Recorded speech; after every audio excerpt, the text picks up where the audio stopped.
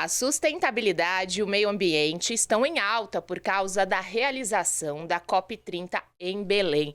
Mas a gente sabe que esse cuidado deve ser desde cedo. Começa também com a construção das instituições de ensino. A gente tem que pensar em tudo isso para trazer mais sustentabilidade para o nosso dia a dia. Por isso, o tema do Nossa Educa podcast de hoje é sustentabilidade, escolas sustentáveis e educação pública.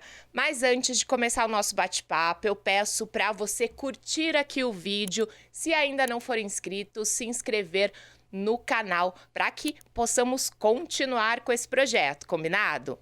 Vou apresentar então o meu convidado de hoje, está aqui ao meu lado para falar do tema e ajudar a gente a ter essa reflexão tão atual e importante. É o Rodrigo da Silva Guedes, ele é pedagogo, mestre e doutor em educação, supervisor de ensino, diretor de escola e presidente também do Conselho Municipal de Educação de Mogi das Cruzes. Bastante coisa, né, Rodrigo? Muito obrigada. Muito obrigada pela presença. Obrigado, Janaína. Obrigado aos ouvintes por estar aqui, conversar um pouquinho do que é minha profissão, mas é do que é minha paixão também, que é falar sobre escola pública e educação um pouquinho no nosso país, né? Aproveito para agradecer a Secretaria Municipal de Educação, que me liberou, né, na figura da secretária Darly, na figura dos colegas de profissão, supervisores, diretores e os professores da rede municipal. Vamos começar então. Explica pra gente, né, pra gente conhecer um pouquinho mais você, como que a educação chegou na sua vida e aí você identificou ali, é a minha profissão, quero seguir por aqui. Então, Janaína, isso é muito gostoso falar, porque eu venho de uma família de professoras, na verdade, então, desde criança estava envolvido no magistério. Minhas tias, tia Olga, tia Valéria, são professoras de redes municipais vizinhas, e acompanhei todo o histórico delas enquanto professoras da educação básica. Elas faziam magistério, então desde os meus 6 anos de idade, eu já tinha ali o olhar para falar, quero ser professor, por conta das tias. E eu venho de uma família grande de professores, então tenho primos professores, cunhadas professoras, amigos professores, maridos das tias professores. Então isso foi ali desde criança, colocando uma sementinha, né?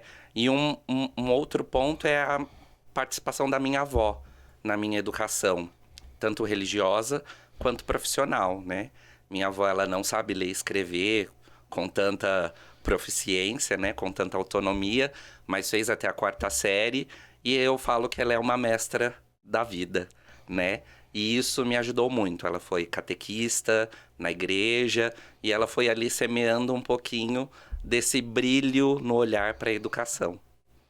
E aí você identificou, foi para a faculdade também, como eu falei aqui, não parou de estudar, sempre indo atrás aí de mais formação, é isso? É, isso mesmo. E aí eu comecei na pedagogia, tentei fazer o magistério, mas na época foi a época que o governo retirou, fui para pedagogia. E a partir dali, fui buscando conhecimento, ingressei no magistério, né, como professor de educação infantil e professor de ensino fundamental. E ali os colegas iam falando, você pode ser coordenador, você pode ser o nosso vice, você ajuda. Então, esse estímulo em aprender e ensinar, e foi também me dando condições de buscar mais conhecimento, né? Eu falo que a educação, ela, de um modo geral, ela não para. Então, você não chega num determinado ponto e fala, agora parei, não vou estudar mais, vou trancar ali e já adquiri todo o conhecimento. Então, a gente está no intercâmbio de aprendizagens eternamente, continuamente. E aí fui para pós-graduação, mestrado em educação, hoje sou doutor em educação, e fazendo cursinho, e estudando aqui, estudo um documento ali. Então, a gente vai ampliando aí o repertório. Muito bom. Rodrigo, vamos falar então dessa questão das escolas sustentáveis, que foi também aí o que chamou a atenção, né? Eu encontrei a notícia da escola sustentável, por esse tema que eu cheguei até você. Vou pedir para o Léo colocar aqui para gente a notícia número 1, para a gente ver a reportagem, que é do portal Porvir.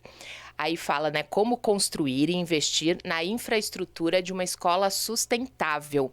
Aí a reportagem fala que no Rio de Janeiro e em São Paulo, 2 escolas públicas investem na infraestrutura sustentável e mostram porque são bons modelos resilientes a serem aí replicados. E aí tem a Escola Municipal Rural Nossa Senhora da Conceição aqui de Mogi, que é a escola que você trabalha isso. Como é que foi esse processo aí dessa escola sustentável? Explica pra gente. Então, Janaína, foi um processo muito bacana. Eu sou o diretor aqui na rede municipal de Mogi das Cruzes.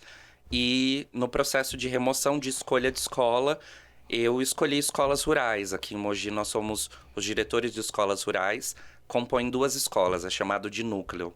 Então tem uma escola na Moralogia, Antônio Pedro Ribeiro, e tem uma escola Nossa Senhora da Conceição que fica no Tabor, ali próximo ao Aruã. E as escolas rurais, elas são carentes de N situações, né? Distante do centro, com fragilidade na estrutura. Geralmente são escolas que foram municipalizadas, então eram da rede estadual, vieram para o município a partir de 96, e isso vai fazendo com que essa escola tenha uma característica própria. E aí eu sou muito inquieto nas minhas ações. Então, eu sempre ia buscando caminhos para melhorar o lugar onde eu estava, né, como diretor. E pesquisando na internet, buscando parceiros no entorno dessas escolas, fazendo parcerias com a própria comunidade. E vendo na internet, encontrei um processo seletivo da Tagma, em que eles era simplesmente a gente precisava inscrever a escola, a escola precisava estar a 70 quilômetros do centro, da capital, de São Paulo, atender até 100 crianças, ser uma escola com vulnerabilidade, e nós tínhamos que apresentar o que nós minimamente gostaríamos de mudar na escola e qual era o trabalho sobre o meio ambiente que nós realizávamos. Então foi um processo simples até. Era um formulário Docs, que a gente preenchia com essas perguntas, quem era o diretor, comunidade que atendia, público-alvo. Então, a primeira etapa foi preenchimento de documentação. E aí a gente passou, porque acho que todos passaram, e aí depois começaram a entrar em contato conosco os próprios membros da Tagma e da cidade que estão aqui em São Paulo, né? A Tagma é uma instituição argentina, uruguaia, e aí tinha uma galera aqui em São Paulo na época para fazer essa coleta. Fui passando aí pelo processo seletivo, primeiro com 36 escolas, depois com 12 escolas, depois com 6 escolas, e aí o coração vai ficando apertado, eles entraram em contato, ligaram para mim, fizeram uma entrevista por telefone, primeiro para saber se o que eu tinha escrito no projeto batia com as informações. E quando chegaram nas 6 escolas finalistas, eu recebi uma visita com 5 membros da Tagma da Argentina e do Uruguai e os representantes aqui do Brasil, para eles conhecerem de fato o prédio escolar.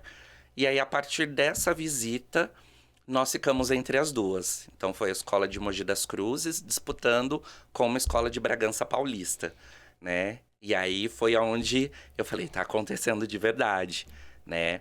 A escola Nossa Senhora da Conceição, ela tinha apenas 2 salas de aula, não tinha sala de gestor, sala de professor, sala multiuso.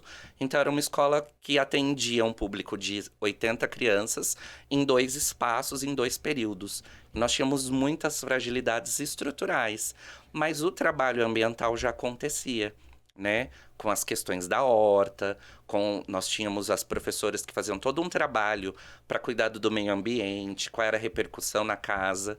E nesse dia da última visita com esses membros, eles conheceram a escola, coloquei eles no meu carro e fui levar ele para conhecer as casas das crianças.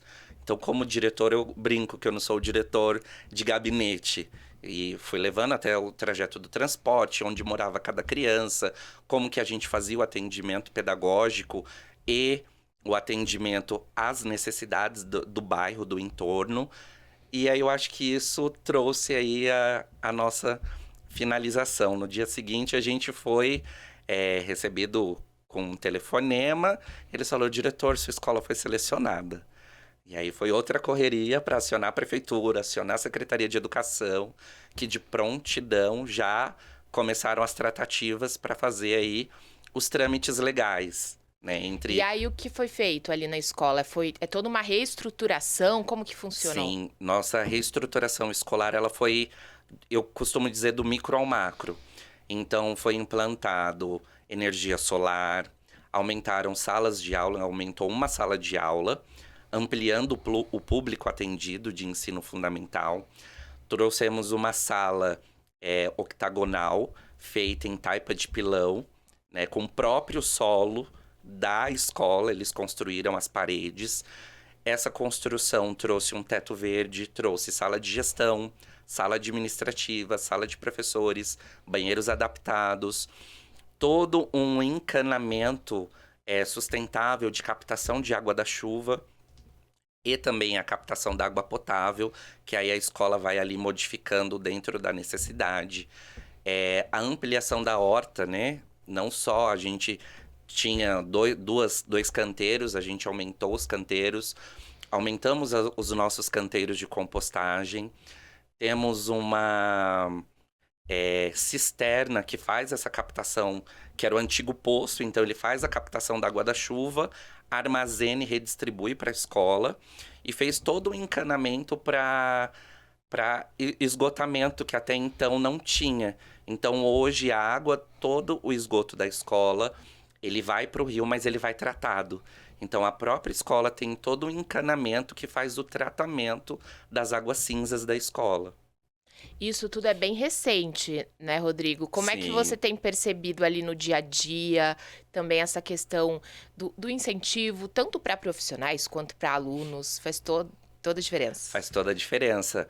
O ponto principal, quando eu chego em 2023 nessas escolas, juntamente com o vice-diretor Diego Fidelis, o primeiro passo é acolher essas comunidades, porque elas se sentem distantes do centro e tinham uma rotatividade de gestor. Então, eles não tinham uma identidade com a escola. Então, quando a gente se aproxima dessa comunidade, conhece cada criança, conhece os servidores, conhece as famílias, e nesse processo seletivo, e quando a gente ganha a escola, as nossas ações democráticas, elas se ampliam e se solidificam.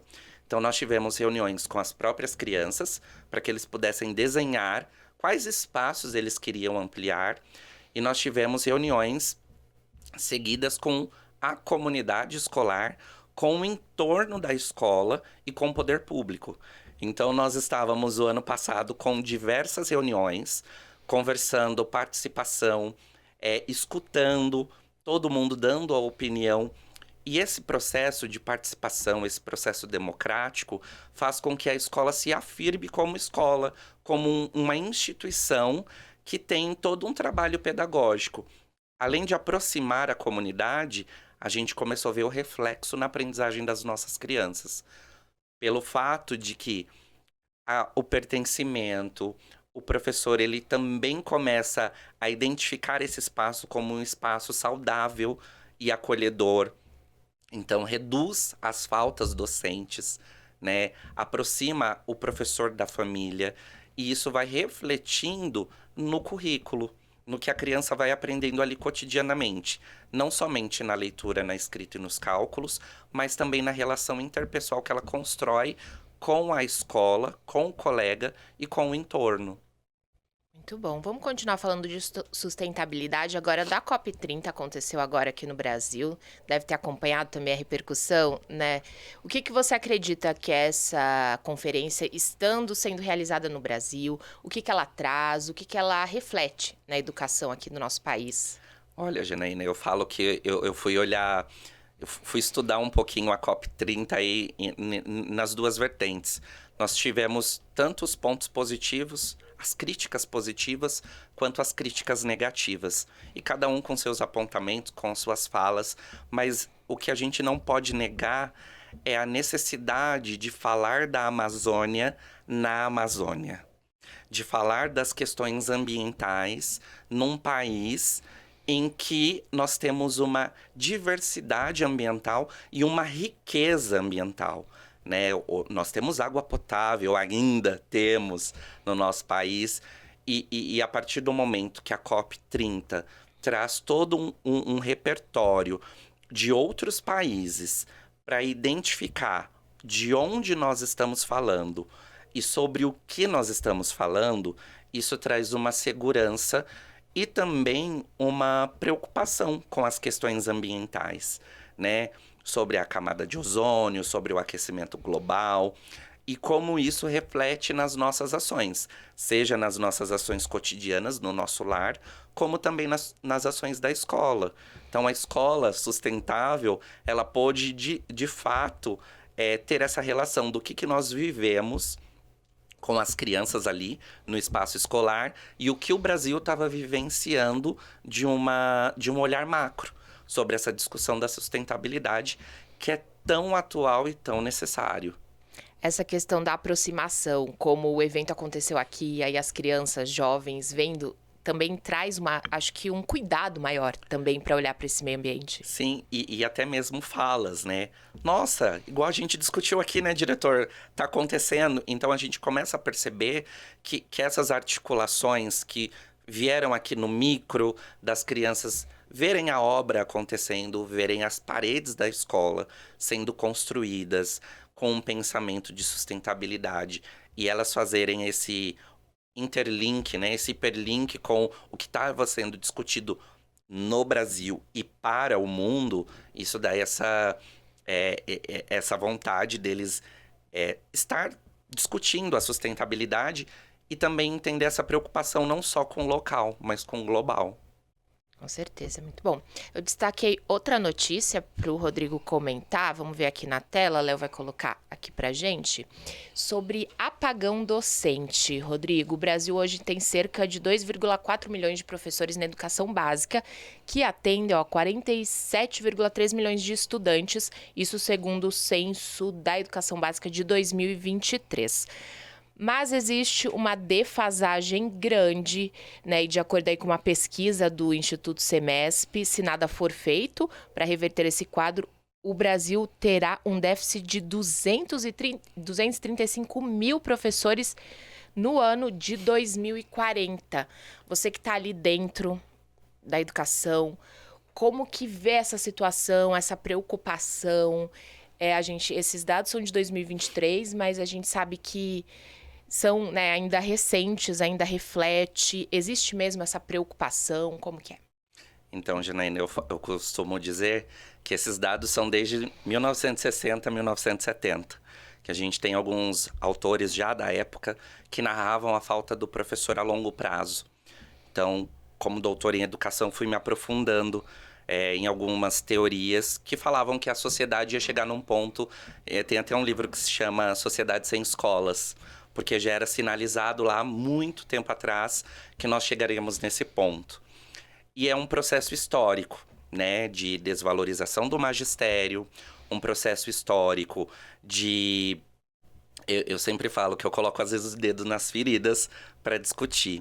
E a desvalorização do magistério, às vezes, nós olhamos só pelo viés do poder público. Mas nós que somos os profissionais que estamos internamente na escola, seja diretamente ou indiretamente, muitas vezes nós cruzamos os braços também, quando nós não nos atemos a esses dados que já foram sinalizados lá atrás. É uma preocupação muito atenta e que as políticas públicas no Brasil, elas precisam ser revisitadas e serem até mesmo atuadas e executadas e monitoradas com afinco, porque nós já estamos sofrendo hoje a falta do professor dentro da sala de aula, por N motivos, por afastamentos médicos, por afastamentos pessoais, particulares, por não querer estar no magistério. Então, até mesmo o governo federal está fazendo uma reformulação na pedagogia, né, no currículo da pedagogia, para tratar até mais, estar mais atrativo a carreira no magistério. Hoje mesmo eu estava fazendo uma leitura no site do governo federal, do Ministério da Educação, até mesmo incentivos financeiros. Eles estão aí com o chamado pé de meia docente, para que o professor não desista da carreira do magistério. E se nós, enquanto profissionais da educação, não cuidarmos do que é nosso, de fato, a gente vai ter grandes apagões. Eu não digo nem 2040, até antes mesmo, porque nós já estamos sofrendo esses apagar de luzes aos poucos. Então, acho que precisa ser repensado aí a valorização docente. E quando eu falo valorização, não é somente financeiro, é qualidade de trabalho, olhar para as salas de aula com o que de fato o professor necessita, né? Nós temos um autor, Tardif, que ele fala que o professor precisa ser escutado. E não a escuta, aquela escuta, eu estou escutando e está tudo bem. Não, uma escuta que entenda as necessidades pedagógicas ali. Porque é o profissional que está, de fato, diretamente ligado ao aluno, né? Quando a gente fala educação pública, é o professor que está na linha de frente. Então, se nós não cuidarmos desse profissional, dessas crianças, desses adolescentes que estão aí nesse meio de campo, que sociedade nós vamos querer, né? Que construção de educação nós vamos ter lá na frente? Cortella já traz isso para nós, né? Qual é esse conhecimento dentro dessa sociedade que é construído na escola? Que escola que nós pensamos para o futuro? Então, se nós não pensarmos em dar qualidade de fato, ao ensino que acontece nas escolas do nosso país, nós vamos perder muito, muito mesmo. E existe uma questão também de exemplo, de incentivar até os próprios alunos, né?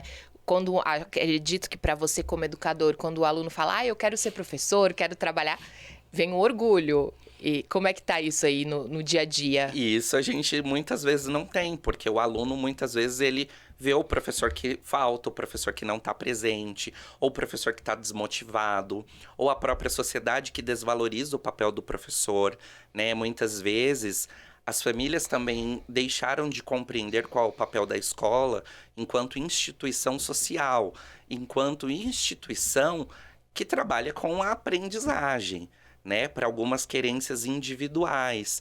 Então, se o aluno, se o estudante não tem o professor como um modelo, como eu comentei das minhas tias, né, quando criança, eram os meus modelos. Eu tive professores e tenho professores, né? A professora Darly, que é a secretária municipal de educação, foi minha professora na pedagogia. A Andréa Carvalho, que é a supervisora de ensino, foi minha professora. Então, são professores que deixaram marcas na nossa carreira. Então, esse apagão, ele também é vinculado muito a essa questão de que modelo de profissional eu sou e que marcas eu vou deixar para esses meus estudantes lá na frente, eles quererem serem médicos, advogados, engenheiros e também professores.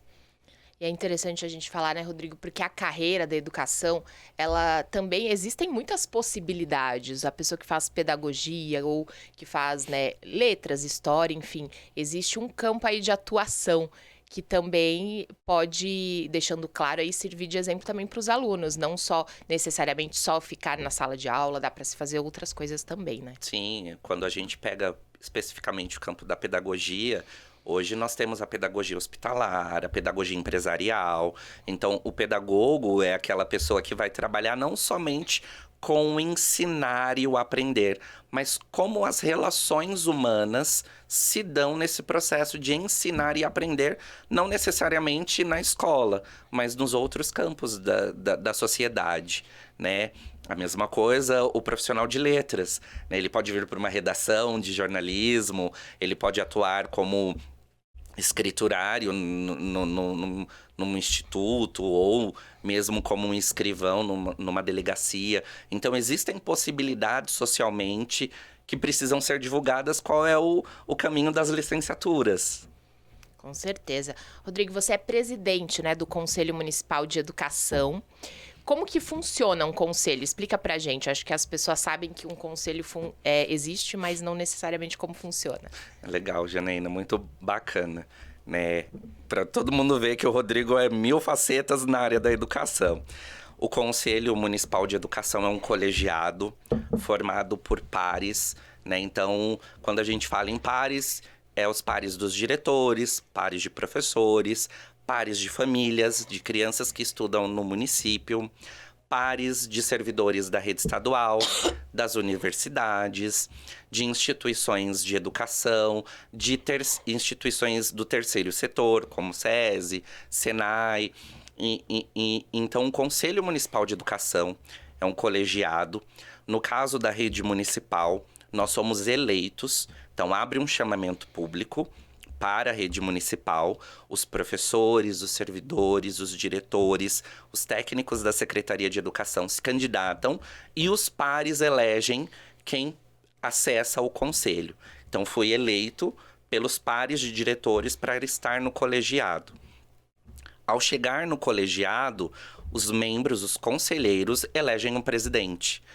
E pela essa trajetória do Rodrigo vinculado à educação, que ao ingressar em Mogi fui professor, coordenador, vice-diretor, diretor e agora supervisor de ensino, os pares me elegeram.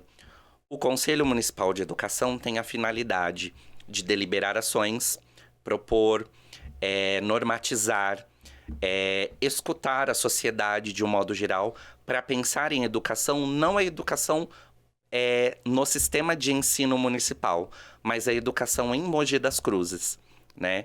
Então, nós temos reuniões mensais, que são chamadas reuniões ordinárias. Nós elaboramos uma pauta de discussão. Dentro dessa pauta de discussão, existem ações para a rede municipal, mas também nós observamos o que o Conselho Nacional de Educação traz e o que o Conselho Estadual de Educação traz como normativa legal. E aí a gente vai discutir como que a UMC, por exemplo, a UBC, elas contribuem com a educação no nosso município. Como que o SESI, a FATEC, a ETEC, elas contribuem com a educação no município. Como as instituições particulares de educação contribuem para o município. Então, nós vamos buscando todos os setores da municipalidade para discutir que educação nós queremos em Mogi das Cruzes. E isso é uma tarefa do Conselho Municipal, por conta das representatividades. Então, nós temos pais de alunos, temos professores, diretores, Secretaria de Educação, Diretoria de Ensino, que agora é a Unidade Regional de Ensino. Então, todo mundo do município pode participar e propor ali, dentro das nossas normativas, dentro do regimento do Conselho, ações para que a educação em Mogi das Cruzes possa ser uma educação de qualidade.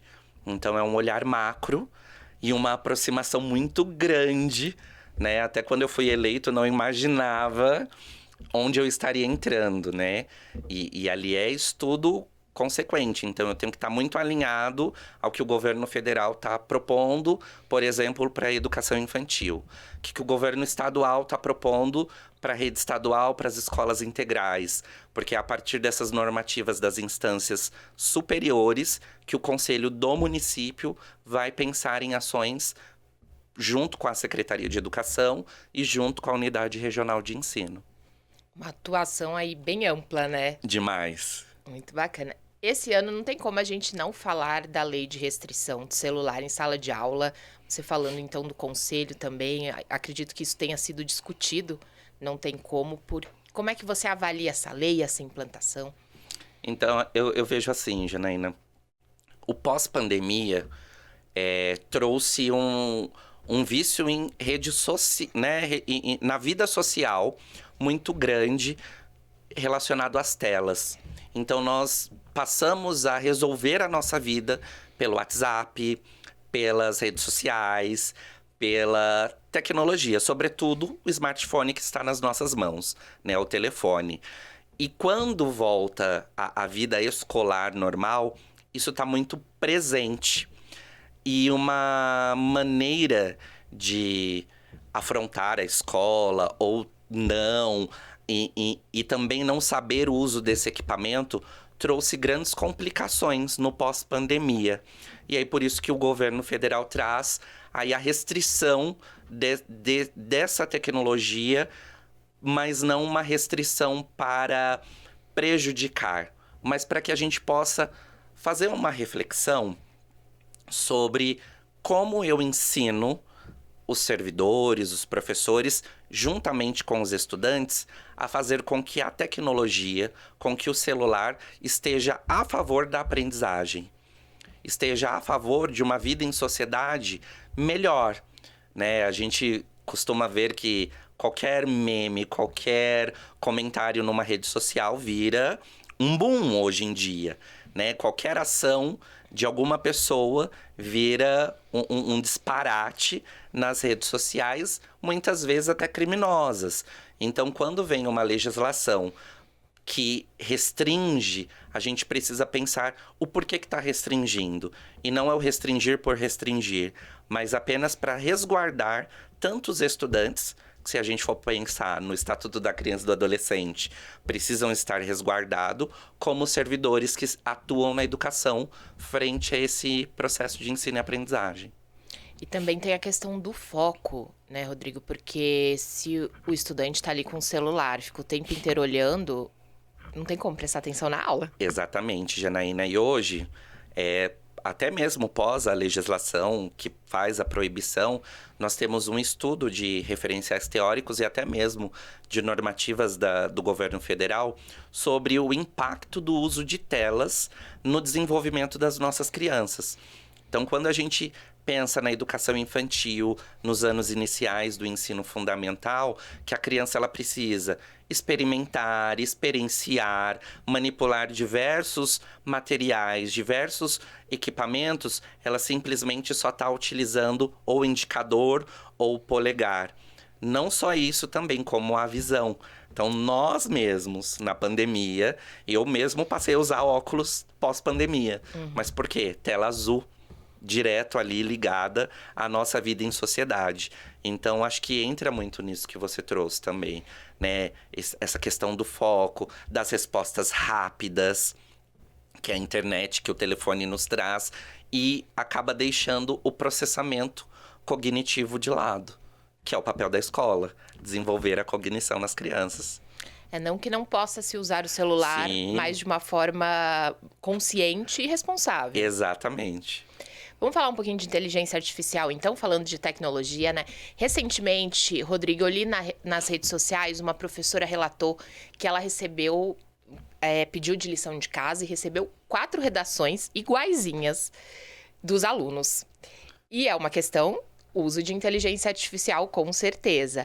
Aí essa professora falou que ela passou a fazer as redações só em sala de aula para não ter esse problema. Como que você acredita que pode se educar esse aluno? Porque a inteligência artificial está ali, ela pode ser usada, mas de forma responsável. Porque se todo mundo vai, né, ter esse acesso e como você falou, não processa, não tem esse desenvolvimento da escrita. Como é que você vê o uso da inteligência artificial para a educação, que não tem como escapar? Janaína, é uma discussão muito pertinente, porque a gente começa a ver as questões eu vou utilizar o termo preguiça, né? Porque você tá ali, faz uma pergunta e já vem uma resposta automática. E muitas vezes a gente não para refletir se essa resposta que vem automática, ela é verdadeira, qual é a fonte, se é uma fonte segura, se é um fake news. Então a gente precisa entender que a IA, né, a inteligência artificial, ela vem para auxiliar o trabalho, tanto docente, como também da nossa vida em sociedade, mas ela não pode nos substituir frente a esse trabalho de aprendizagem, esse intercâmbio de saberes. Conceição Evaristo, ela tem um termo chamado escrevivência. E eu trabalhei isso com as minhas professoras, porque não só a professora percebe na escrita das crianças, mas eu, como diretor, faço trabalho formativo com a equipe escolar. E eu comecei a perceber que os relatórios das minhas professoras estavam muito técnicos, estavam muito rebuscados observando a identidade de cada uma. Não que elas não tenham a competência para a escrita, mas quando você está há 3 anos com uma equipe, lendo os relatórios, lendo as escritas desses professores, quando há uma mudança significativa, você percebe, tem um IA no meio. E aí eu levei para trabalhar com elas essa discussão sobre o papel da IA nos relatórios pedagógicos e como a IA poderia nos ajudar em questões de dúvidas, em questões do fazer docente, mas também nessa identidade. Né? A Conceição Evaristo, ela fala que a nossa escrita ela precisa ter uma identidade.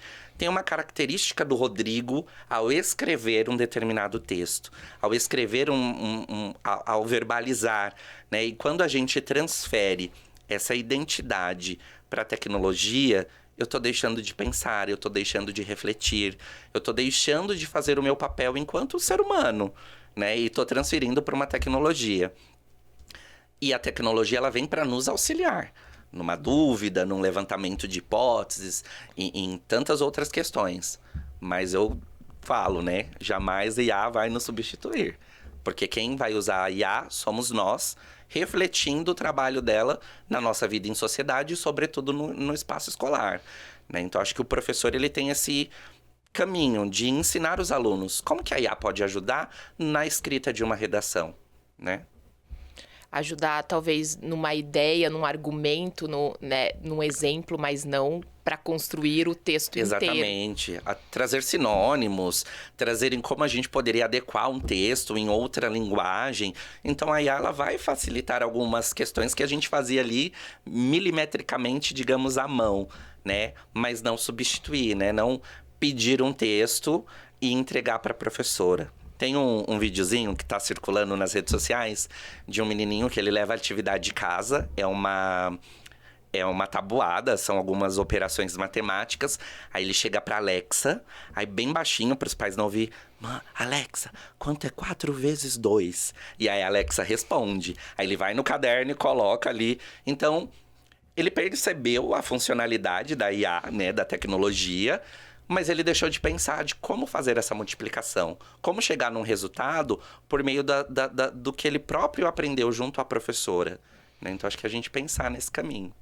E sempre os professores e pais orientando também, Exatamente. Porque às vezes a criança não tem muito essa noção. Precisa do pai, da mãe estar junto. Eu sempre costumo dizer que às vezes não é tarefa da família fazer a lição de casa, né? Responder ali para a criança, mas é separar o momento. Olha, chegou o seu momento de estudar, de monitorar as redes sociais da criança, o que ela está se comunicando, com quem ela está se comunicando, mesmo que seja IA, como que essa família vai auxiliando ali o seu filho dentro da sua vida em sociedade, né? Eu acho que esse monitoramento, tanto da escola quanto da família, ele é crucial para o desenvolvimento humano. Com certeza. Rodrigo, mudando um pouquinho de assunto, nós estamos no mês da consciência negra, assunto que a gente sabe é bastante discutido, debatido em sala de aula. Você que convive aí com os alunos com frequência, como que tem sido esse debate ao longo dos anos? Você acha que tem evoluído essa consciência mesmo? Lógico que a gente não tem que falar disso só em novembro, tem que se falar o ano inteiro, mas a gente acaba focando mais nesse mês mesmo. Como é que você vê em sala de aula esse debate da consciência negra? Então, Janaína, por mais que a gente tenha aí uma legislação que fala que a escola precisa fazer esse trabalho por uma questão de reparação do nosso histórico enquanto Brasil, né? Então, acho que a gente precisa pensar qual é a nossa história de Brasil, como que nós nos constituímos hoje enquanto seres viventes dentro desse país. E como que são as nossas relações, sejam elas amistosas ou até conflituosas. E ainda é um tabu, muitas vezes, trabalhar a questão da consciência negra na escola por parte da sociedade, por parte dos professores, por todos os caminhos. Mas eu acho que a gente tem boas saídas, boas discussões sobre isso, né? Até por uma questão de resgate da nossa identidade. Qual é a minha origem? Né? De onde eu vim? E quando eu falo de onde eu vim, eu estou pensando na minha ancestralidade, não só pai, mãe, vó, mas bisavó, tataravó e histórico mesmo. E eu vejo que hoje a gente tem boas discussões sobre essa questão para a gente entender que o racismo é crime, que a gente precisa entender que o outro não é por conta da cor da pele, que ele é diferente de mim ou do outro, que a gente precisa pensar em trabalhar essas diferenças na escola e na sociedade, para que a gente viva uma sociedade mais justa de fato, para que a gente viva uma sociedade menos amedrontada de sair na rua e falar: será que hoje eu vou ser perseguido porque eu sou negro, porque eu sou preto, porque eu sou indígena, porque eu venho da periferia? Então, eu acho que a escola ela tem esse papel de discutir as diferenças, entendendo que as diferenças nos constituem como um povo brasileiro. E o envolvimento dos alunos é grande aí nesse... Como que... É porque eles começam a perceber que, por mais que a gente tenha, às vezes, uma família branca, eles começam a fazer os links, né? Ah, eu vim de uma família que os meus tios são europeus, mas alguém da minha família foi preto. E aí eu namoro uma pessoa, né, de outra raça, de outra cultura, com outros conhecimentos. E isso vai fazendo com que esse estudante, ele vai se sentindo pertencente ao local que ele tá, ao espaço que ele tá. E que nem tudo que a gente muitas vezes brinca, que é o chamado bullying, ou até mesmo o racismo brando que tá ali permeando os discursos nos espaços, eles vão percebendo que a gente precisa ampliar e cuidar do outro, independente de como esse outro seja. Começa ali na escola, mas vai pra fora, não tem como, porque é uma discussão que rende bem. Rende, Janaíne, rende muito. Tantas as questões de cor, de religião. Muitas vezes nós achamos que a nossa religião é a certa e a gente esquece que precisamos nos relacionar com o outro de uma maneira sadia. Time de futebol, né, partido político. Então, eu acho que hoje a escola ela precisa trazer esses conflitos sociais, apresentar e, junto com os estudantes, buscar caminhos. Porque a escola ela não está fechada no mundo, né? A partir do momento que nós saímos do portão da escola para fora, é a nossa vida em sociedade que está em jogo. Então, se a gente não discutir as práticas sociais dentro da escola como um caminho para uma vida em sociedade melhor, aí eu acho que a escola também está deixando de fazer o seu papel. Com certeza. Vamos falar um pouquinho de leitura, então. Eu sempre peço para quem vem aqui trazer sugestões. Eu sei que você trouxe 2, né, Rodrigo? Já foi mais ambicioso aí. O Léo vai colocar aqui para mim a primeira, para você falar um pouquinho. Cartas para minha avó, de Jamila Ribeiro. Por que você escolheu esse livro? Então, eu acho que o nome é muito sugestivo. Como eu iniciei falando da minha avó, não seria diferente. É um livro da Djamila, uma escritora militante no nosso país, frente à questão antirracista, frente às questões de negritude, da nossa ancestralidade. E a Djamila escreve cartas para sua avó que já faleceu. E dentro dessas cartas ela vai conversando com a avó sobre N situações, né? Da filha que ela teve, da relação que ela tem com a mãe, da relação dela com a sociedade, de como talvez a avó dela pensaria a questão do racismo hoje e como a avó dela se dava muito bem com essas questões lá quando a avó dela era viva, né? Então, quando eu peguei o título inicialmente, eu fui por conta da minha avó. E depois eu fui me adentrando o livro, assim, de uma maneira maravilhosa. E eu utilizo esse livro na formação de professores, né? A primeira carta que eu li para minha equipe docente, para minha equipe de servidores, houve muitas questões de choro, houve muitas questões de ativar memórias que estavam guardadas. E essas memórias ancestrais, essas memórias de afeto, essas memórias que muitas vezes a gente vai para a vida adulta e esquece das peculiaridades infantis que a gente precisa trazer e, sobretudo, dessa ancestralidade da nossa cultura brasileira. Muito bacana. O outro livro, então, Léo vai trocar aqui pra gente. Os Direitos das Crianças, segundo Ruth Rocha. É uma literatura maravilhosa. Ruth Rocha é uma escritora brasileira, né? Tem aí uma pancada, inúmeros livros escritos. E quando eu trago o livro da Ruth Rocha, eu separei só um trechinho pequeno para compartilhar com vocês, que é o que ela finaliza, que é assim: embora eu não seja rei, decreto neste país que toda criança tem direito a ser feliz. Então, de uma maneira lúdica, a Ruth Rocha vai trazendo quais são esses direitos das crianças, e ela não traz esses direitos baseados na lei.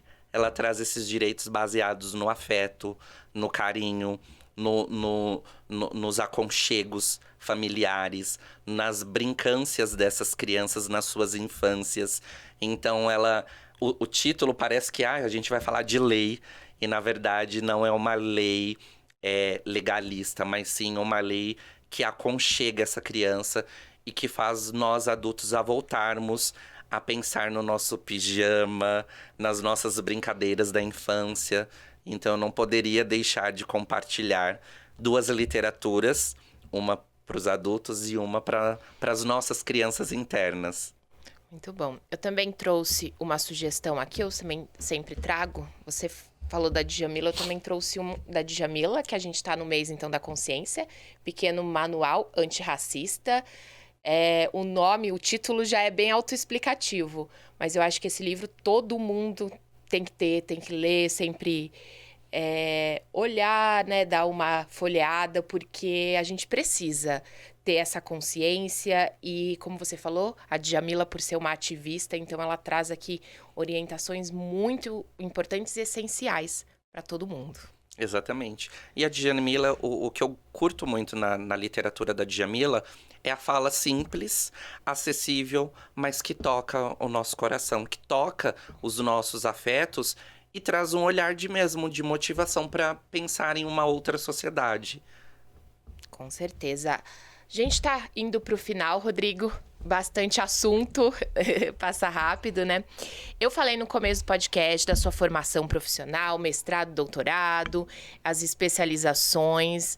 Deixar uma mensagem para quem é da educação, né? O seu exemplo também, para quem quer trabalhar com educação, construir essa carreira aí com várias possibilidades. Eu vejo assim, Djamila, fiquei com a Djamila na cabeça, Janaína. Quando a gente pensa na trajetória de educação, é o que eu costumo dizer muito.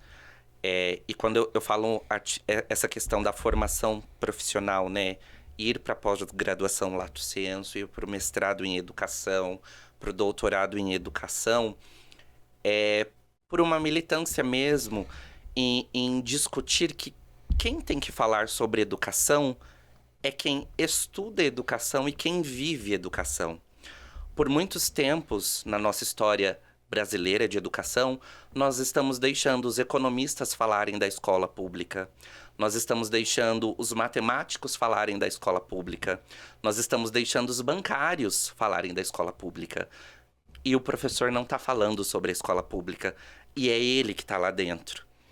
Então, quando eu venho com essa minha trajetória formativa, é para hoje, né, estar num podcast, muito contente pelo convite, para falar de educação, para falar do que eu trabalho como profissional e como acadêmico e que estuda a educação. Para falar de educação para quem é da educação, para valorizar a desvalorização, muitas vezes, que a sociedade não traz, né? Foi até um dos meus discursos no Conselho Municipal de Educação. Quem tem que falar de educação são os educadores que estão ali. Claro que nós precisamos ouvir os matemáticos, nós precisamos ouvir os economistas, nós precisamos ouvir os bancários, né? Quando a gente pensa aí no Banco Mundial que interfere no financeiro para a educação. Mas é ouvir, é entender o que eles trazem de contribuição. Mas quem está no chão da escola, quem está no chão da sala de aula, são os pedagogos, são os professores. Então, acho que essa trajetória marcada pela academia me traz essa segurança hoje em falar de educação por acreditar numa educação. E o segundo ponto que eu anotei até para trazer é essa questão da valorização pessoal. Eu nunca esperei que a valorização viesse pelo outro. Então, o trabalho que eu construí enquanto professor, enquanto coordenador, hoje enquanto supervisor de ensino na rede municipal de Mogi e em outras redes pelas quais eu pude passar no Alto Tietê, é pensar que essa valorização vem de mim. Então, eu sou o profissional que está ali. Não vai ser muitas vezes o economista que vai falar o que eu tenho que fazer na sala de aula, porque eu estudo para isso, porque eu vou buscar conhecimento para isso, né? Então, fiquei muito feliz quando você fez o convite, né? nos encontramos no LinkedIn e falar hoje em Mogi das Cruzes sobre educação e de educação escolar e de educação escolar pública é o que eu defendo. Foi o que eu estudei no mestrado. Então, no mestrado, eu fiz uma pesquisa com professores do município de Itaquaquecetuba. O que esses professores eles faziam que eram bom, de práticas boas. E a minha tese de doutorado, eu faço um paralelo entre as práticas de costura com as práticas pedagógicas de uma escola de periferia aqui no ensino de Mogi das Cruzes, que fica em Jundiapeba. Então, como que eu falo dessa escola, como que eu qualifico essas escolas para pensar em educação, né? Então, acho que a gente precisa ter esse olhar. E eu acho que é essa mensagem que eu deixo, né? Minhas professoras sempre falavam, Rodrigo, seu mal é ter o brilho nos olhos da educação, não é tão romantizada, não é tão, assim, utópica. E hoje, numa trajetória profissional, acadêmica e humana, eu percebi que esse sonho que o Rodrigo tinha lá com 6 anos de idade, eu vejo que ele é possível de ser feito. Com N desafios, com N situações complexas que é o nosso cenário educacional, mas que dá para mudar. Dá pra gente pensar numa escola que acolhe, numa educação pública de qualidade. Até porque se eu não acreditasse nisso e se eu não visse que desse para mudar esse cenário, eu acho que eu não estaria nem hoje aqui conversando com você, né? Falando sobre escola e falando sobre assuntos tão pertinentes e tão difíceis, mas que eu falo, gosto de discutir porque é o que eu vivo enquanto profissional da educação.